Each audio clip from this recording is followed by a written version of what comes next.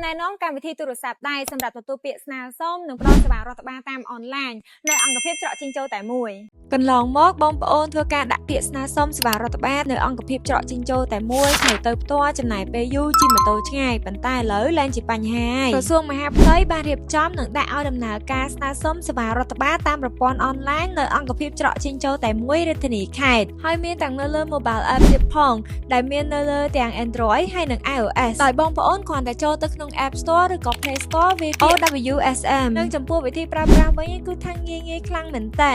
ដោយទី1គឺបងប្អូនគ្រាន់តែបង្កើតគណនីងាយតាមការណែនាំទី2គឺជ្រើសរើសប្រភេទសេវាចង់ស្នើសុំបំពេញព័ត៌មានផ្សេងហើយនឹងភ្ជាប់ឯកសារដែលពាក់ព័ន្ធទី3បន្ទាប់ពីទទួលសារ SMS ពីអង្គភាពច្រកជីងចូលតែមួយគឺលោកអ្នកអាចបង់កម្រៃសេវាតាមប្រព័ន្ធធនាគារដៃគូទី4គឺទទួលយកលទ្ធផលសម្រាប់អង្គភាពច្រកជីងចូលតែមួយនឹងធ្វើការជូនដំណឹងតាមរយៈសារ SMS ដើម្បីផ្ដល់ព័ត៌មានឲ្យលោកអ្នកមកទទួលយកលទ្ធផលសម្រាប់នៃសេវាដែលលោកអ្នកបានស្នើសុំដូច្នេះសម្រាប់បងប្អូនដែលមានតម្រូវការស្នើសុំសេវារដ្ឋបាលកុំភ្លេចដោនឡូតប្រើប្រាស់ទាំងអស់គ្នា